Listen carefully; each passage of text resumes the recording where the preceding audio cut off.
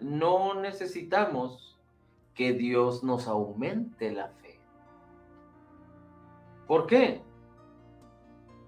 Por la segunda característica o la segunda cosa importante, porque no se trata de nuestra fe, se trata de la fe que proviene de Dios. ¿Cuál es la fe que proviene de Dios? La fe que el Señor Jesucristo nos impartió, que el Señor Jesucristo preparó, diseñó, puso a nuestra disposición en nuestras vidas, en nuestro espíritu, disponible para cada creyente nacido de nuevo. No es la fe humana, no es la fe particular de cada uno de nosotros, es la fe que proviene de Dios. Y en el mismo capítulo 12 de Hebreos, la palabra nos enseña que Jesucristo es el autor y el consumador de la fe. Romanos capítulo 12, versículo 3 dice que todos los creyentes nacidos de nuevo tenemos la medida de fe, no una medida de fe, sino la medida de fe del Señor Jesucristo. La misma medida de fe del apóstol Pablo, del apóstol Pedro, de todos aquellos creyentes del Nuevo Testamento, de los líderes que se mueven con más éxito en la vida cristiana en la actualidad, o de los que se han movido en el pasado. Es la misma medida de fe de todos. Todos los creyentes tienen la misma medida de fe, por cuanto no es nuestra fe, es la fe que proviene de Dios, es la fe de Jesucristo.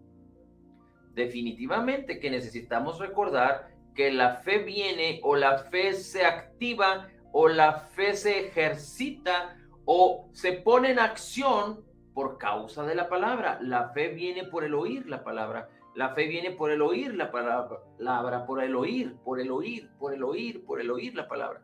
Así es que, porque hay algunos que se mueven más en fe que en otros, por causa de que los que se mueven más en fe han ejercitado más la fe que ya les fue dada en la misma magnitud que los demás, pero los que se ejercitan en la fe pueden echar mano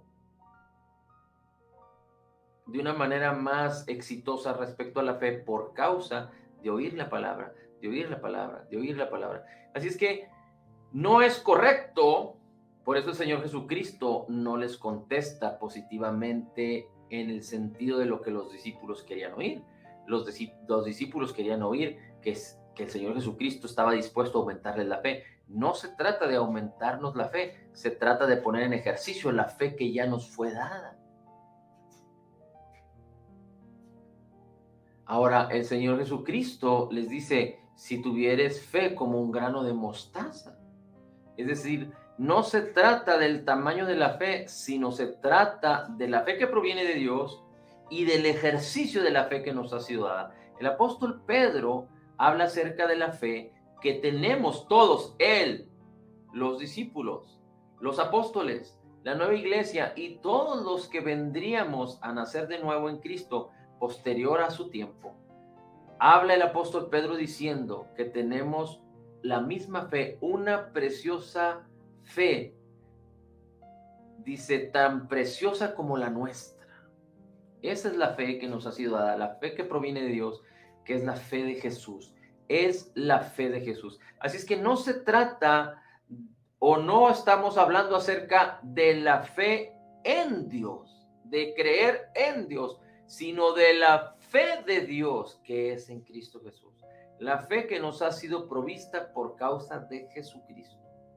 Ahora, hemos dicho ya también que por qué la fe es importante. Recuerde que Dios nos ha provisto ya de todo.